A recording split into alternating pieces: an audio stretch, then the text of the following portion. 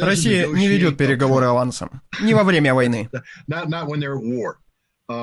Переговоры будут в самом конце. И если вы воюете против России, переговоры обычно выглядят как безоговорочная капитуляция. Но если вы на стороне России, помогаете ей, то переговоры для вас означают, как вы сможете обернуть победу на поле боя в устойчивый мир. России нет особого дела до Румынии или Молдовы, если те примут решение ввести войска в Одессу и сразу после этого в Приднестровье.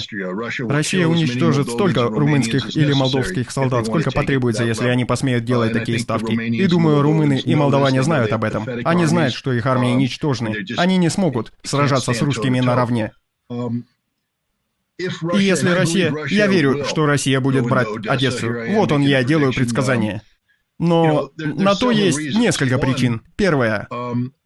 Одесса — это город, в котором в мае 2014-го Азов, или то, что впоследствии станет батальоном Азов, они загнали 150 этнических русских в здания профсоюзов или культуры, название как-то связано с профсоюзами, подожгли здание и убили около 50. Чудовищная смерть. Россия не забывает, и она не прощает. Так что Одесса — это символ. И русские уважают символы. Если вы этого не понимаете, вы просто не знаете Россию. Не знаете, что русские чтут 9 мая в знак победы над нацистской Германией. Другая причина. Украинцы использовали побережье Одессы, чтобы потопить флагманский корабль Черноморского флота «Москва». Люди вам скажут, это еще не доказано, что его потопили украинцы. Это мог быть пожар на борту. Да, это мог быть пожар на борту. Думаю, 2 ракеты «Нептун» ударили по крейсеру и потопили его.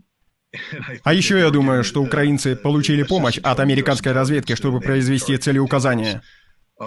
Вот почему в США запаниковали. В новостях, если вы смотрели, в новостях говорили, США передали разведданные, которые были использованы, чтобы потопить Москву. И тут же президент: нет, нет, нет, нет. Да, вы сделали это, господин президент, вы убили россиян. Примите это. Но теперь украинцы заявляют, что заполучили ракеты «Гарпун».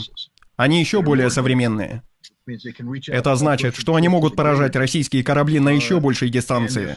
Если Россия позволяет украинцам удерживать побережье Одессы, она теряет стратегическую глубину акватории Черного моря, и для России это неприемлемо.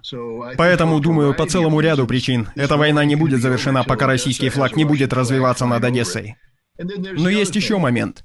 Приднестровье.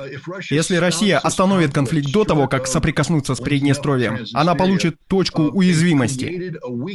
Очевидную точку уязвимости. Россия будет уязвима, ведь мы знаем, что нападать на этнических русских — это как махать перед Путиным красной тряпкой. В глобальной перспективе, если они оставят Приднестровье в таком же подвешенном состоянии, это значит, что Молдова, Румыния, Польша, НАТО, Украина получают полигон для будущих агрессий.